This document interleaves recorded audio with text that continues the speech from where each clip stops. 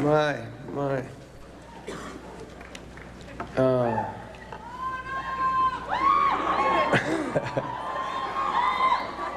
Thank you for that introduction. But first, I should say a few words about who I am and what on earth I'm doing up here. My name is Bono, and I am a rock star.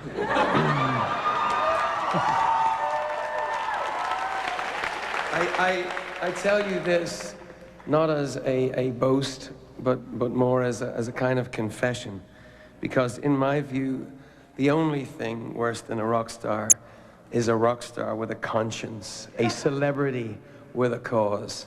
Oh dear, oh dear. But worse yet is a singer with a conscience. A placard-waving, knee-jerking fellow traveling activist with a Lexus and a swimming pool shaped like his head. I'm a singer. You know what a singer is. A singer is someone with a hole in his heart almost the size of his ego. When you need 20,000 people screaming your name in order to feel good about your day, you know you're a singer. I'm a singer, I'm a songwriter, I'm also a father 4 times over, just last week. I am a friend to dogs, a sworn enemy of the saccharine, and a believer in grace over karma. I talk too much when I'm drunk, and sometimes even when I'm not. I am not drunk right now. These are not sunglasses, these are protection. But I must tell you, I owe more than my spoiled lifestyle to rock music. I owe my worldview.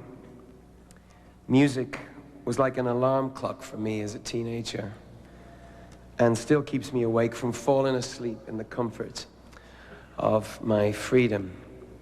Rock music to me is rebel music, but rebelling against what?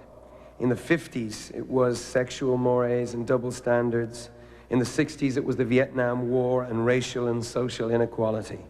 What are we rebelling against now? If I'm honest, I'm rebelling against my own indifference. I'm rebelling against the idea that the world is the way the world is, and there's not a damn thing I can do about it. So I'm trying to do a damn thing. But fighting my indifference is my own problem. What's your problem? What's the hole in your heart? I needed the noise, the applause. You needed the grades. Why are you here in Harvard Square? Why do you have to listen to me? What have you given up to get here? Is success your drug of choice? Or are you driven by another curiosity? Your potential, the potential of a given situation. Is missing the moment unacceptable to you? Is wasting inspiration a crime to you? It is for a musician.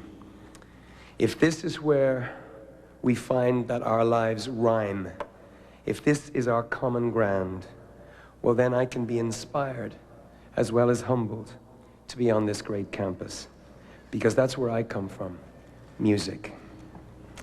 But I've seen the other side of music, the business. I've seen success as a drug of choice. I've seen great minds and prolific imaginations to disappear up their own ass, strung out on their own self-importance. I'm one of them.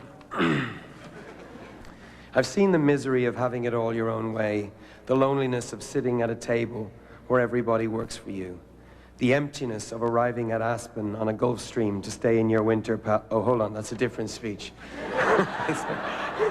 Sorry. You know what I'm talking about.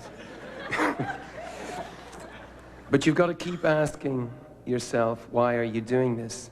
You've got to keep checking your motives. Success from my group, U2, has been a lot easier to conjure than, say, relevance. Relevance in the world, relevance in the culture. That's difficult. And of course, failure is not such a bad thing. It's not a word that many of you know. I'm sure it's what you fear the most, actually. But from an artist's point of view, failure is where you get your best material. So fighting indifference versus making a difference. Let me tell you a few things you haven't heard about me, even on the internet.